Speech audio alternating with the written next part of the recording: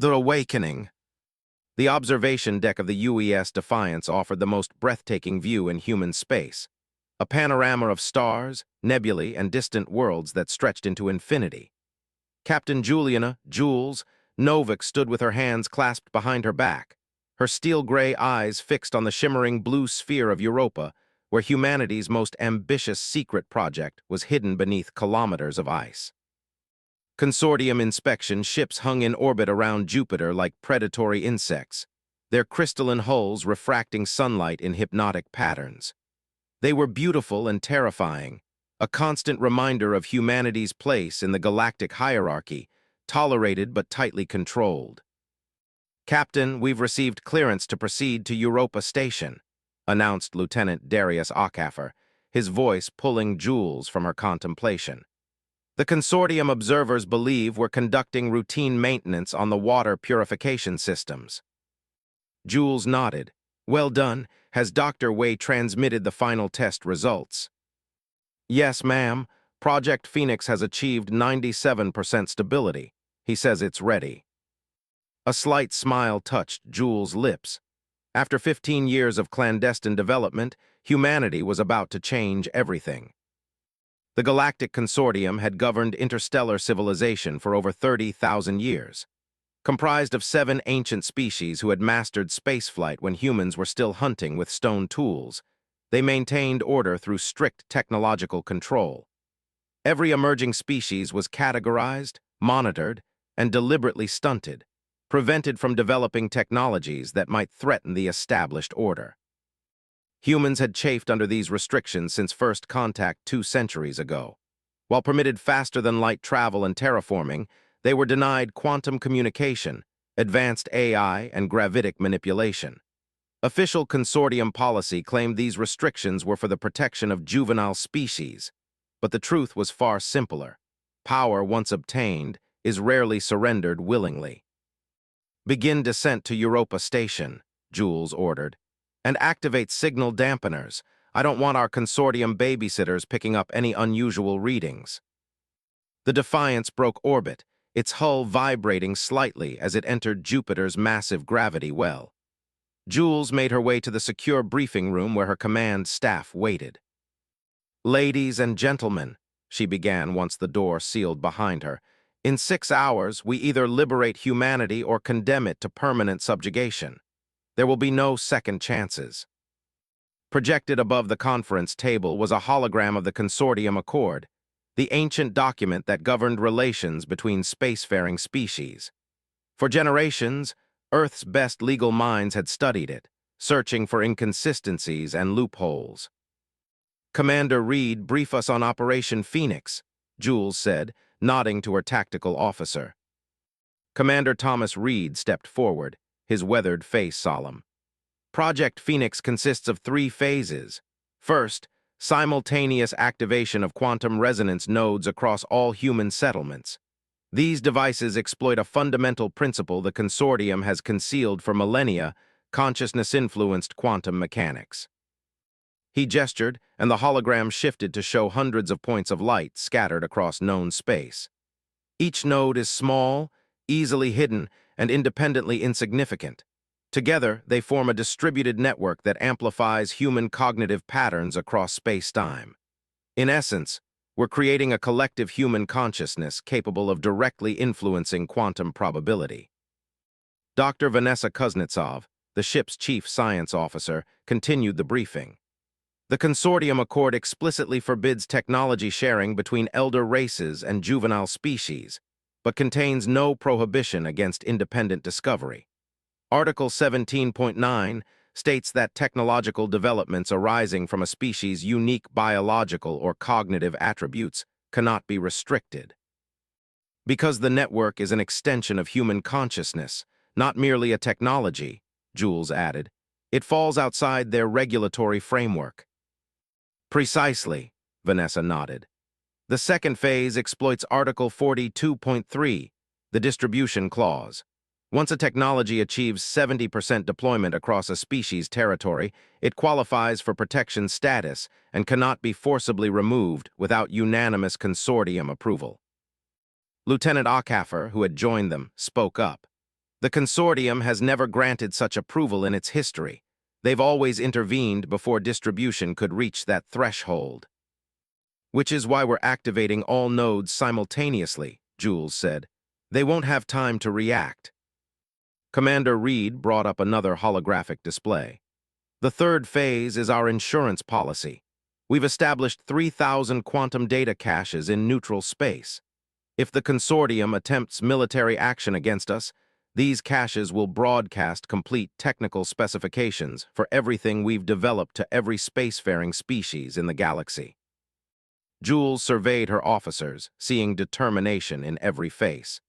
Make no mistake, the consortium will respond with everything they have. They've maintained their position for 30 millennia by ruthlessly eliminating threats to their dominance. Captain, Vanessa said hesitantly, there's something you should know. Our simulations suggest the quantum network will have unexpected effects. We're not just creating a communication system, we're fundamentally altering humanity's relationship with the quantum substrate of reality. Jules held her gaze. Explain. The network doesn't just transmit information. It amplifies our cognitive patterns, our collective will. Theoretically, it could allow humans to directly influence probability cascades, perhaps even manipulate certain fundamental forces. The implications are profound. A heavy silence fell over the room. What they were contemplating wasn't just technological liberation, it was evolutionary transition. Have you shared these findings with Project Command? Jules asked. Yes, Director Takahashi authorized continued deployment despite the unknowns. His exact words were, "Humanity must evolve or perish." Jules nodded slowly. He's right. 2 centuries of consortium oversight have made one thing clear: they will never allow us to advance beyond our assigned place. Either we break free now, or we accept permanent limitation. The Defiance docked with Europa Station 3 hours later. Beneath 5 kilometers of ice, humanity had built its most sophisticated research facility. Here, shielded from consortium sensors by the moon's magnetic field and thick water ice crust, Dr. Marcus Way had created the quantum resonance technology that would change everything. Jules found him in the main laboratory, a slight man with intense eyes and perpetual nervous energy. "Captain Novik," he greeted her, "right on schedule. The network is primed for activation." "Dr. Way," she acknowledged, "any last-minute concerns?" He hesitated.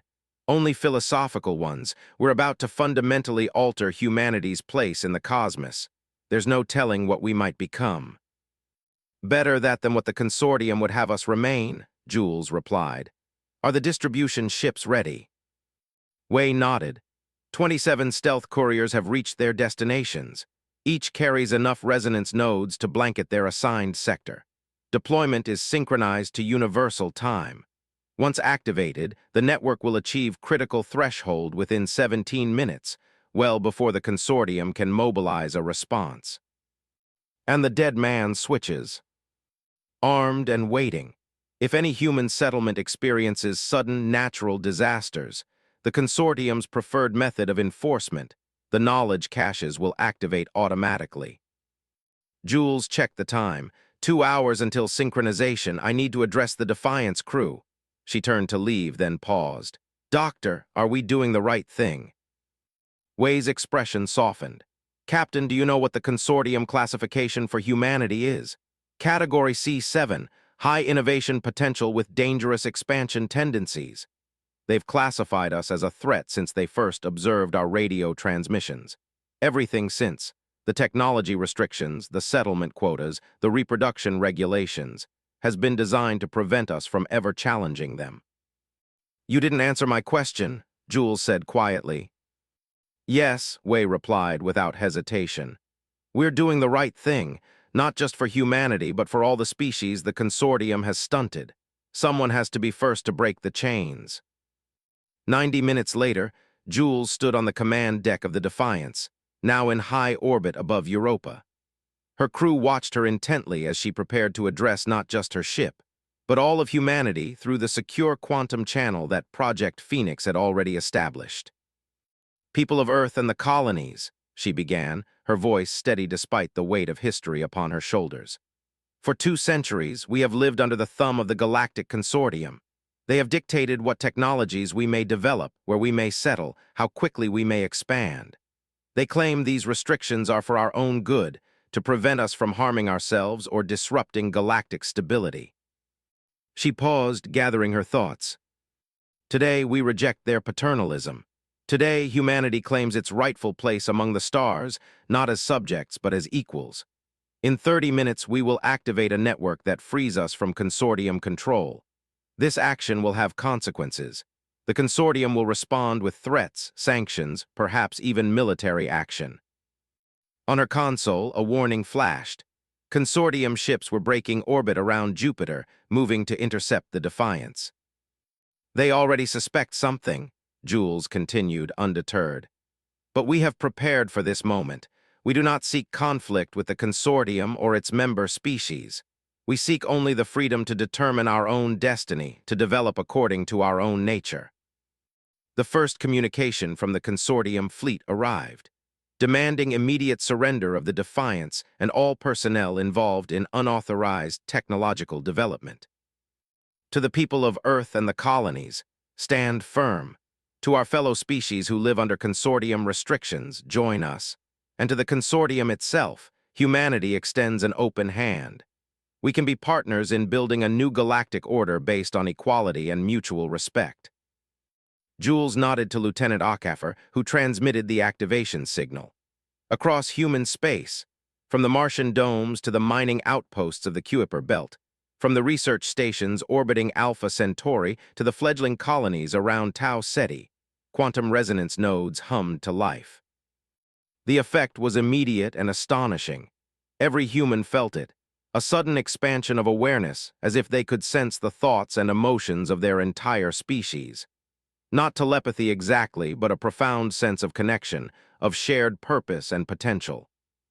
On the Defiance's main viewer, the approaching consortium vessels were visible now.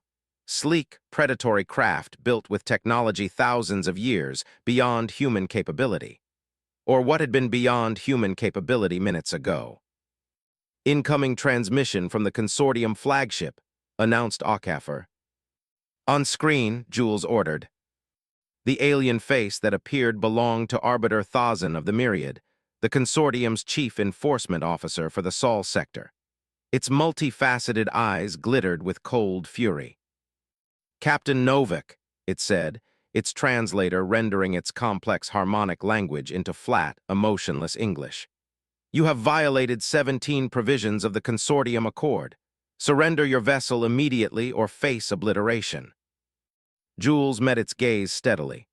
Arbiter Thazan, I direct your attention to Article 17.9 of the Accord, which exempts species-specific cognitive technologies from restriction.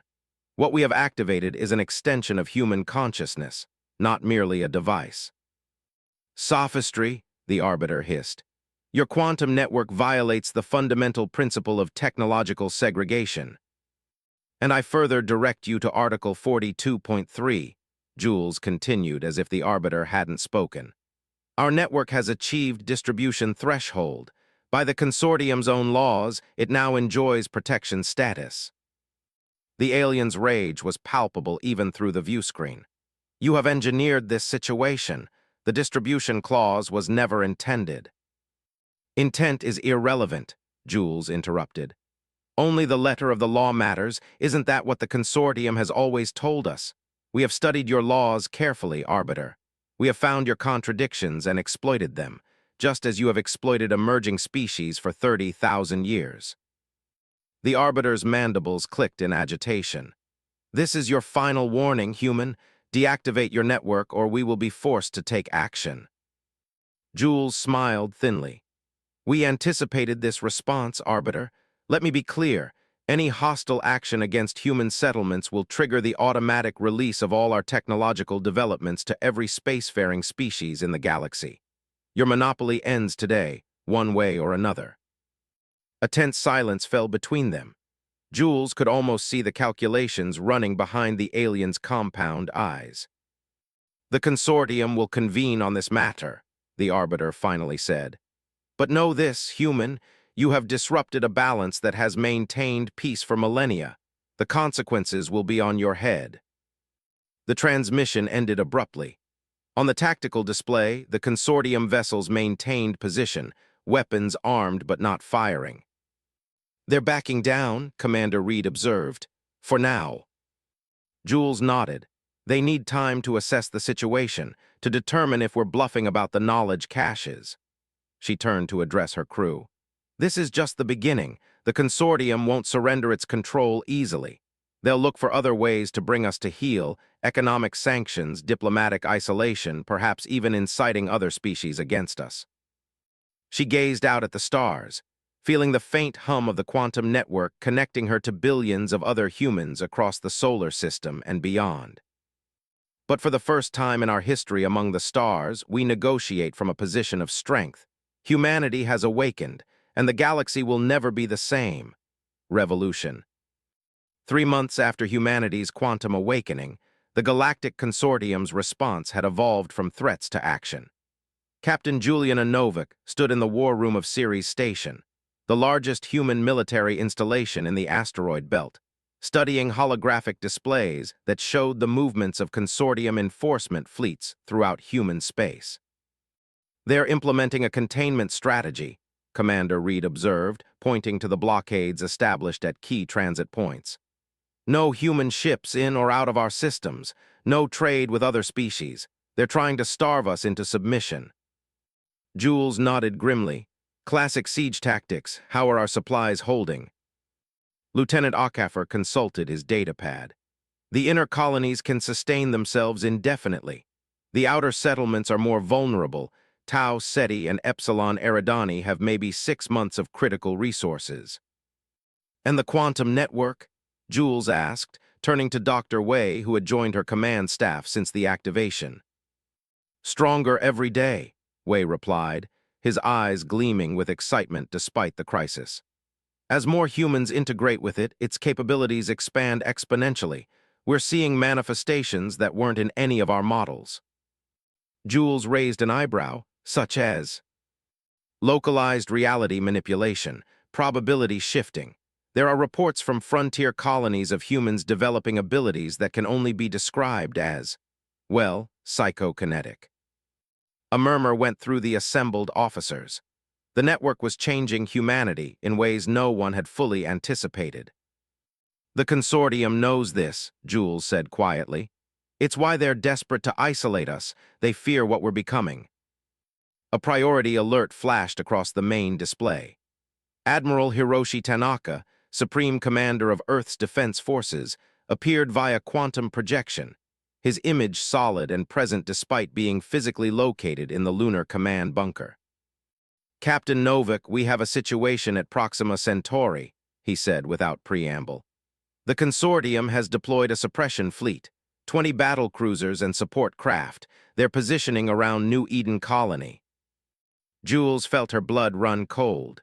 New Eden was home to over 3 million humans, the largest settlement outside the Sol system. Have they made demands? She asked. Admiral Tanaka's face hardened. They've declared New Eden an unauthorized quantum amplification zone and ordered complete evacuation within 48 hours. After that, they've threatened to sterilize the planet's surface. This is their test case, Commander Reed said grimly. They want to see if our dead man's switches actually work. Or they've calculated that we won't trigger global technology release for a single colony, Jules countered. They're calling our bluff. We need to respond decisively, Admiral Tanaka stated. Captain Novak, your experience with consortium tactics makes you our best option for handling this crisis. The Defiance has been upgraded with our latest quantum-enhanced systems. You'll take a battle group to Proxima Centauri immediately. Jules straightened. Rules of engagement, sir. Defensive posture only. Get between the consortium fleet and New Eden. Buy us time for diplomacy. He hesitated. But if they fire first, you're authorized to respond with full force. After the Admiral's projection faded, Jules turned to her officers. We depart in 2 hours. Lieutenant Ockafer, contact our allies among the non-consortium species. It's time to see if any of them are willing to stand with us openly. Yes, Captain, the Arcturians have been particularly receptive. They've been under consortium technology restrictions for nearly a millennium. As her team dispersed to prepare for departure, Dr. Wei lingered. Captain, there's something else you should know about the network's evolution. Jules studied his face, something you didn't want to mention in front of the others. He nodded. The quantum resonance is beginning to affect non-human consciousness. Specifically, members of species who have had prolonged contact with humans since the activation. Meaning what exactly? Meaning our revelation is spreading. Not as intensely as with humans, our biology seems particularly receptive to the quantum effects, but enough to be measurable. The consortium isn't just afraid of us, they're afraid of what we might trigger in other species. Jules considered this new information. That changes everything. This isn't just about human liberation anymore. It never was, Wei replied softly. The consortium system has oppressed thousands of species for millennia. We're just the first to find a way to break free. The Defiance led a battle group of 7 advanced vessels through the quantum jump point to Proxima Centauri 3 hours later. The technology that made this possible, instantaneous travel across light years, had existed before their rebellion, but the enhanced human understanding of quantum mechanics had already improved its efficiency by 300%. They emerged from the jump point to find the consortium suppression fleet, arranged in perfect geometric formation around New Eden, a blue-green jewel of a world that humanity had been terraforming for decades. Consortium vessels have locked targeting systems on us, reported the tactical officer, Lieutenant Naomi Jackson. Their weapons are powered but not fired. Open a channel, Jules ordered. Let's see if anyone's willing to talk before this escalates further. The alien face that appeared on the view screen belonged to Supreme Executor Valzin of the Myriad, a higher authority than the Arbiter they had faced in the Sol system. Its crystalline exoskeleton reflected iridescent patterns of light as it regarded Jules with multiple compound eyes. Captain Novik, it said, its translator rendering its complex tonal language into a sound like wind through crystal chimes. You were anticipated. Your presence changes nothing. The human colony on this world will be removed by evacuation or by force. Jules maintained a calm exterior despite her racing heart. Supreme Executor, New Eden is a legally established colony under Article 7 of the Consortium Accord. Your threatened action constitutes an egregious violation of galactic law. Your colony has become a nexus of prohibited quantum activity, the alien replied. The infection spreads from there to nearby systems, affecting other species. We will not allow this contamination to continue. Infection, contamination? Jules allowed a hint of anger to enter her voice. You speak of consciousness itself as a disease. What the consortium fears isn't technology, it's freedom. The freedom of all species to develop according to their own nature. A naive perspective, Valzin replied dismissively. Before the consortium established order, this galaxy was consumed by wars that lasted millennia. Entire species were exterminated. Worlds were burned to cinders. You humans, with your limited historical perspective, cannot comprehend the necessity of our system. We understand tyranny perfectly well, Jules countered. We've studied your history, Executor. The consortium didn't end the ancient wars, it simply won them, and it's been ensuring no one could challenge that victory ever since. The alien's crystalline features hardened. You have 47 hours to evacuate the colony.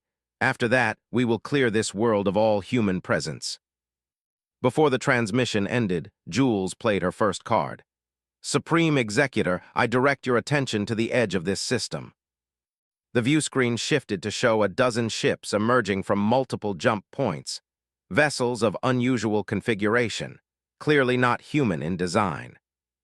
Those are Arcturian vessels, Jules explained. And Sirian and Tau Centauri, species that have lived under consortium restrictions for centuries. They've come to stand with humanity. For the first time, the Supreme Executor showed something akin to surprise. These juvenile races have no military capability. Their vessels are unarmed, as required by consortium law. Not anymore, Jules replied. We've shared our quantum technology with them, as permitted under Article 47 of the Accord, mutual defense provisions between non-consortium species. The revolution isn't just human, Executor. It's begun to spread. As if to underscore her point, the Defiance's sensors detected additional ships arriving, more vessels from species that had chafed under consortium control. Some had been spacefaring for thousands of years, but kept deliberately weak. Others were newer to the stars, like humanity, but equally determined to claim their rightful place. On the bridge of the Defiance, Lieutenant Ockhaffer couldn't contain a smile. Captain, we're receiving transmissions from 17 different species. They're declaring support for the human position. A historic moment, Jules knew. For the first time in 30 millennia, the dominated species of the galaxy were standing together against their overseers. The Supreme Executor's voice had lost some of its certainty. This changes nothing. These species have violated their agreements. They will face the same consequences as humanity. You don't have enough ships to suppress us all, Jules pointed out. And every action you take against any of us will only push more species to join our cause. She leaned forward, her gaze intense. But there's another way. The consortium could choose to evolve, to transition from overlords to equals, to create a genuinely cooperative galactic community where all species determine their own development. For a long moment, the Supreme Executor was silent, its compound eyes flickering in patterns that the translator couldn't interpret. Finally, it spoke. I will convey your proposition to the Consortium Council. Until their ruling, we will maintain position but take no action against the colony. But know this, human, some on the Council will vote for immediate, overwhelming force against all rebellious species. The death toll would be incalculable. Then let wiser voices prevail, Jules replied, for all our sakes. After the transmission ended, Jules turned to her officers. They'll stall for time while mobilizing additional forces. We need to strengthen our position before they make their move. Captain, Lieutenant Jackson called out, I'm detecting unusual quantum fluctuations from New Eden, specifically from the Central Research Facility. Jules exchanged a glance with Dr. Wei, who had accompanied them to Proxima. The network manifestation. Wei nodded, moving to examine the sensor readings. It's accelerating faster than predicted. The concentration of human minds on New Eden, all connected through the network. They're achieving a level of quantum coherence we didn't expect to see for years.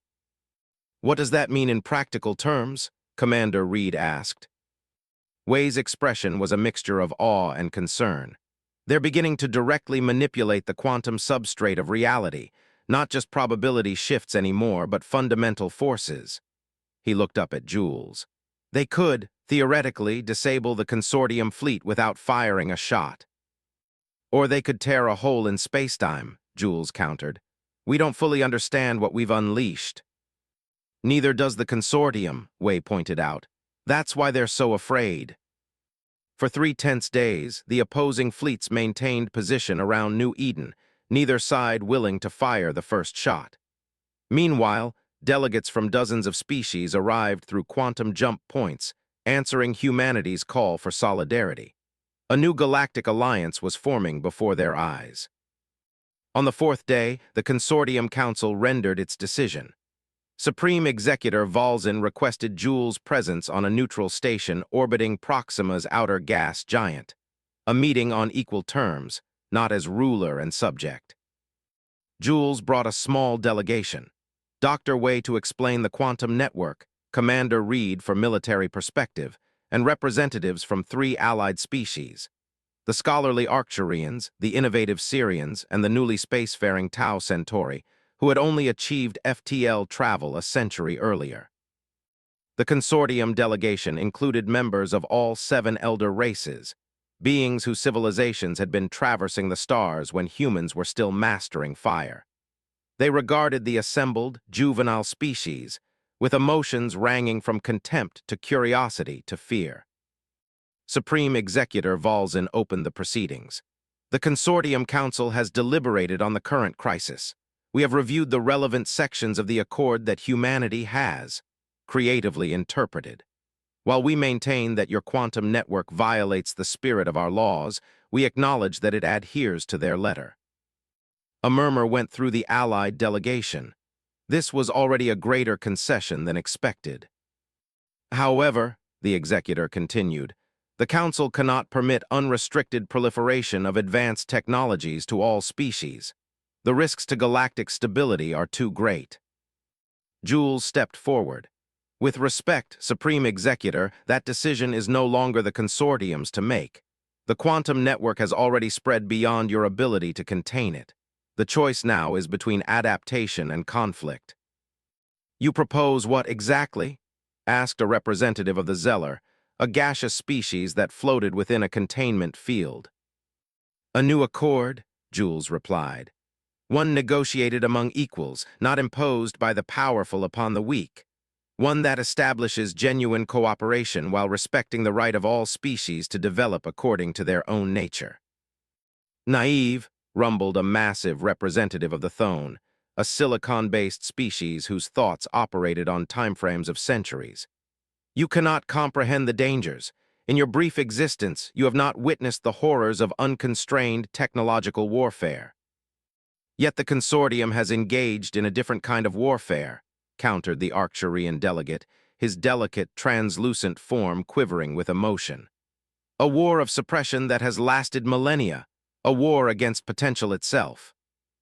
For hours, the debate continued, positions entrenched, the weight of 30,000 years of history bearing down upon them all. Finally, it was the youngest delegate who broke the impasse, the representative of the Tau Centauri, a species that resembled terrestrial octopi. There is a third path, she suggested, her voice gentle but firm. Neither continuing the old system nor abandoning all regulation. The quantum network itself offers a solution. All eyes turned to her as she continued. The network creates connection, shared understanding across minds and species. What if we expanded it? Not as a human technology, but as a multi-species collaboration. A true galactic consciousness that allows all our peoples to share knowledge, perspective, wisdom. Impossible, declared the Thone representative. The biological differences are surmountable, Dr. Wei interjected. We've already observed quantum resonance effects in non-human biologies. With collaboration between our scientists, we could develop interfaces for all sentient species. Such a network would make warfare between connected species virtually impossible, Jules added, seeing the potential immediately. You can't dehumanize or depersonize those whose thoughts you've shared. And it would create a self-regulating system for technology development, the Arcturian delegate observed. Dangerous innovations would be recognized collectively before they could cause harm. The Consortium delegates conferred among themselves, their various communication methods, chemical, visual, electromagnetic, creating a cacophony of alien discourse. Finally, Supreme Executor Valzin addressed the Allied delegation. What you propose is radical, unprecedented. It would transform galactic civilization in ways none can fully predict. Yes, Jules agreed simply. Just as the Consortium did 30,000 years ago when it established the current order. The difference is that this transformation would be chosen collectively, not imposed by the few upon the many. For a moment, the ancient alien's compound eyes studied her, seeming to look beyond the human exterior to something deeper. You understand that there can be no return from this path, that humanity itself may be changed by such intimate connection with other consciousnesses. We understand, Jules replied. We embrace it. Evolution isn't just biological executor, it's cultural, technological, spiritual. For too long, the Consortium has tried to freeze the galaxy in a single moment of development. We choose to move forward together if possible. 3 months later, Jules stood once again on the observation deck of the Defiance, watching as ships from dozens of species converged on the massive space station being constructed at the L5 point between New Eden and its moon. The Nexus, they were calling it. the first hub of the new galactic consciousness network that would eventually connect all willing species. "Quite a sight," said Commander Reed, joining her at the viewport. "Hard to believe we went from facing annihilation to this in less than a year." Jules nodded, her eyes tracking a massive consortium engineering vessel as it positioned a quantum resonance array with precision that human technology still couldn't match. "They've adapted faster than I expected. Some of them, anyway." "Not all," Reed reminded her. "3 of the elder races have refused to join the network. They've withdrawn to their core systems, severed diplomatic relations." "They'll return eventually," Jules said with quiet conviction, "once they see that their fears were unfounded." "Were they?" Reed asked pointedly. "We still don't fully understand what we've created. The network is evolving in ways no one predicted. Those colonists on New Eden who achieved quantum coherence, some of them aren't even recognizably human anymore." Jules had visited the transformed colonists. They had merged with the quantum substrate in ways that defied conventional understanding, becoming something new, neither fully physical nor entirely energetic. They communicated in concepts rather than words, perceived reality across multiple dimensions simultaneously. "They chose their path," she said finally. "As all species will now be free to choose. That was always the point, not to impose our vision, but to create space for all visions." Her communicator chimed with a priority message. Dr. Wei's excited voice came through. "Captain Novik, the first interspecies neural linkage has been successfully established. An Arcturian and a human have shared complete consciousness." Jules smiled. "I'm on my way." As she left the observation deck, she paused for one last look at the construction site. The Nexus wasn't just a station. It was the seed of a new kind of civilization, one where barriers between minds, between species, between different modes of being would gradually dissolve. Humanity had broken free of the consortium's control, but in doing so had set all species on a path toward something greater than independence, toward a genuine unity that preserved uniqueness while transcending isolation. The revolution had succeeded beyond anyone's wildest dreams, and it was only beginning.